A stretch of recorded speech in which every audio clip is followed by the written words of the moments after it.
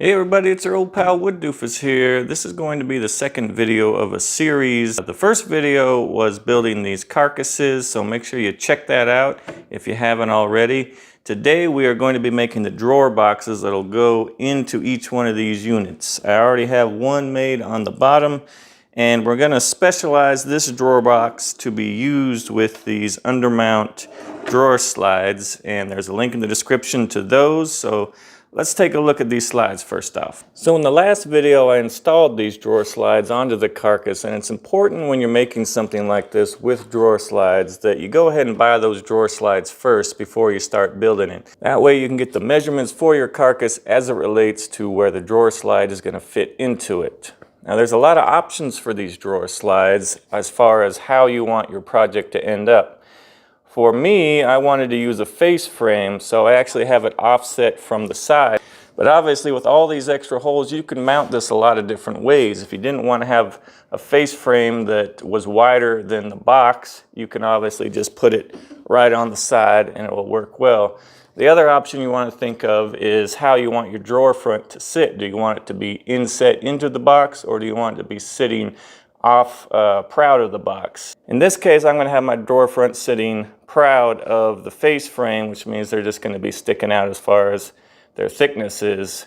So I went ahead and measured my project so that these drawer slides would come right to the edge. If I wanted the drawer fronts to sit inside of the face frame, I would have built this box big enough so that the drawer slide right here would only come to the edge of the box and the face frame would be open. Here you can see it overlaps, but that's fine because it matches my plan. Another couple features of these drawer slides is that they are soft closing, which means that they do that. And also, if you design your drawer box the way it's supposed to, they just sit right on top of here, and there's no major way that you have to attach the drawer box to the slide. They just sit on top and latch in, and it's really simple. You'll see more of that after I assemble the drawer box. Now the main thing that I like to do when I make a drawer box is to wait until the frame is built and the drawer slides are installed, and then I start measuring for how big the drawer box is going to be. First of all, one thing about these drawer slides that you need to pay attention when you're buying them is that these are recommended for a 1/2 inch material to fit on the side, which means it is actually not recommended for 3/4 inch material. I'll show you why.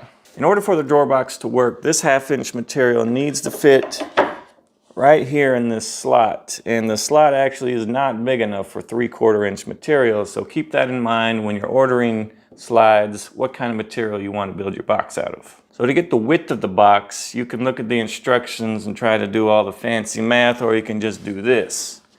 I take the drawer slides out and I measure how far it is from one side to the other. And since it needs a 1/2 inch of material on either side, I just take the distance from the outside edge of both of the slides right here, and then I add 1 inch. And that 1 inch is for both 1/2 inch pieces that need to go on either side. And then you have a rough dimension, but I like to leave a little wiggle room, so I take that 1 inch and I go ahead and add like an 1/8 or even a 1/4. So there's a little bit of breathing room so it doesn't fit too tight, or you could make it so snug that it doesn't fit at all, so be careful with that. So it turns out that the distance from the outside edges of these two pieces is 44 1/4. So I'm going to start with 45 1/4 and add about 1/8 of an inch, and that should give me that wiggle room that I need. So that is going to be the whole length of the front of the box and the back of the box, so I can go ahead and cut those pieces. The next thing I want to know is how deep my box is going to be. Now I want to plan for my box to be flush with the front of the face frame. That way when I put my drawer front on, it's going to overlap the face frame and sit proud the way I planned on it. So to get the depth, I look at this hook back here, and now that hook is actually going to go inside of the box. So I measure from the back of that little hook to the front edge of my face frame, and I get about 15 3/8. So since the front and the back are going to be 3/4 inch material, I know I said that you can't use 3/4 inch material, but you can on the front and the back, just not the sides. So the front and the back will be 3/4 inch, so those two are 1.5 inch. So I take 15 3/8 and I subtract 1.5 inch and that is going to be the width of my side panel. Next on the list of things to do is to mark the space that you want to groove out for the drawer bottom. Now, since these drawers are so large, I'm actually going to use 1/2 inch material for the bottoms also. Anytime you use drawer slides like this, they're going to require a 1/2 inch reveal on the bottom of the box in order to sit and straddle those two drawer slide pieces. And so I went ahead and marked a line for 1/2 inch, and that is going to be the bottom of the drawer bottom is going to sit on top of that line, if that makes any sense. Now here's a piece of 1/2 inch material, and I want to cut out a groove for the bottom to slide into later on. So the easiest thing for me to do is just to set that material that you want to use for your bottom, whatever it may be, on top of your 1/2 inch line and go ahead and mark it. Now you have the space that you want to groove out. There's a couple options for how to do that. You can use a router, but I am going to use a table saw because I find it to be more consistent. So on the table saw, I want to raise the blade to the depth of the groove that I want to cut by putting my 1/2 inch plywood on here and just kind of eyeballing it really, because I'm going to measure the drawer bottom later once I have the groove cut.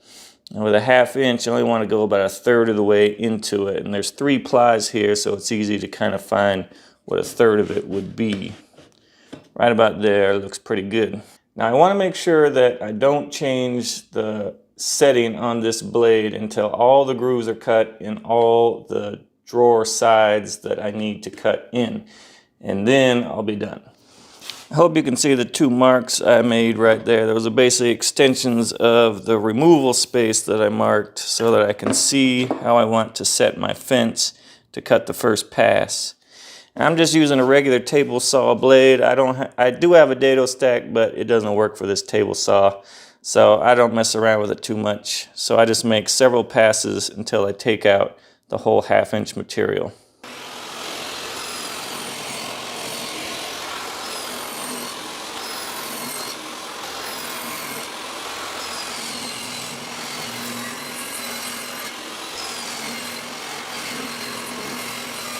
So now that I've made 1 pass on all 6 of the pieces I need to put through, I'm just going to slide my piece over so I take another kerf out and match the fence to take that kerf out.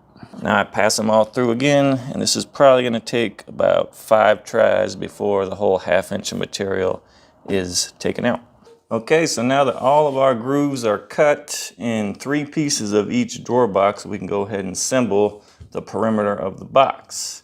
Now I am going to be using pocket screws, which is why you see the pocket holes in my side panels, but I'm going to go ahead and cheat when I do the glue up. I'm going to pin it with 2 of these nails to hold it and clamp it, and then I'm going to put the pocket screws in.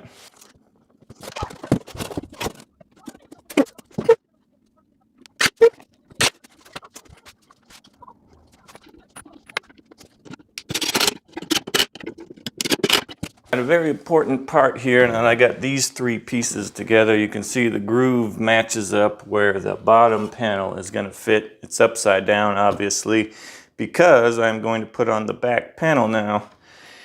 And this is designed to butt up against it also, but you can see that it's short by at least 1 inch. And I basically want the bottom of this back panel to match up with the top lip of the groove, and that way when I make the bottom panel or the drawer bottom, it'll slide right over the back into the groove all the way there, and then it'll sit on top of this back panel so I can pin it down.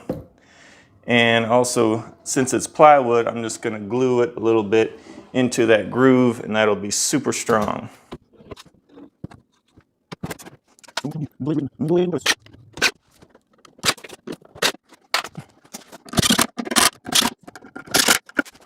So now that that is all assembled, I need to get the final dimensions of my drawer bottom. I already have a 1/2 inch rough cut material, but it's a lot bigger than this. And once I get my final dimension, I'll go ahead and cut that bottom panel down and slide it in there. 44 3/4, 14 1/2. I'm gonna cut this bottom to size. I wanna make sure I get the A side on the inside of the drawer. The B side doesn't look so good. I went ahead and put a bead of glue all the way around, and I just hope that this thing is gonna fit.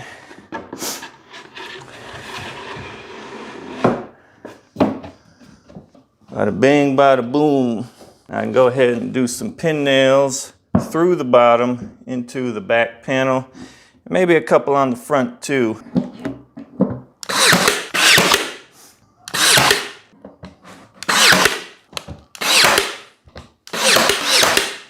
It's probably a good idea to draw a line there so you don't miss the panel, but hey, I did all right.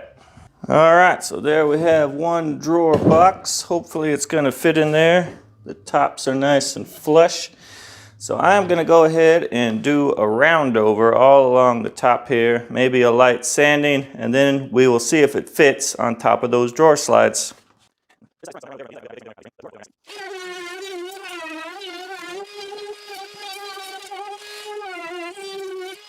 All right, so the top's all rounded up and sanded.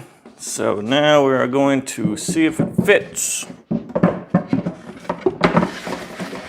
First thing we're looking for is that it actually straddles those two top crossbars of the drawer slides, and it looks like it does. All right, so we're around the back of the box now, and the next thing we need to do is drill a hole, a 1/4 inch hole, for these little pin hooks to fit into. Now you see I marked it with a pencil since I can get to it from back here. But if I couldn't get to it from back here, I would just come around front and bang the drawer up against there so it makes a mark, and then I drill the 1/4 inch holes there. So 1/4 inch drill bit right there where my marks are.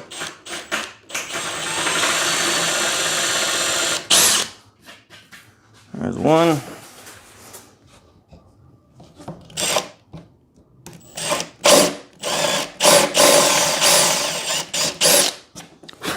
And there's two. And the final piece of the puzzle is these two pieces that come with the drawer slides. Now this is why we have the 1/2 inch lip on the bottom of the drawer. Once again, the drawer is upside down, and it needs this 1/2 inch lip so that these two pieces can fit to it. And these are what latch into the drawer slides to keep it firmly in place. So I put 2 screws in here. It has adjustments for back and forth, side to side, and it has a lever here for the release. When you want to pull the drawer out, you just pull that lever on both of these things and they will come out. So our latches are on there and we're ready for the final install. Remember, those holes are on the back and that keeps it from wanting to pull up. And these latches are what keep it attached to the drawer slide. Once you do that, it's latched in there and it's ready to go. Pulls out, soft close in, you're ready to roll. I got it flush with the face frame so I can add my drawer front later on, and that will be one of the next videos. I don't know if you can see me, but thanks for watching. I'm gonna put some lacquer on the inside of this to make it more durable and long lasting and easier to keep clean. But you don't need to see that because it's boring. So please make sure that you check out all the videos in this series and check out the links in the description for things like these drawer slides if you're interested in those. Otherwise, as always, don't be afraid to be a doofus.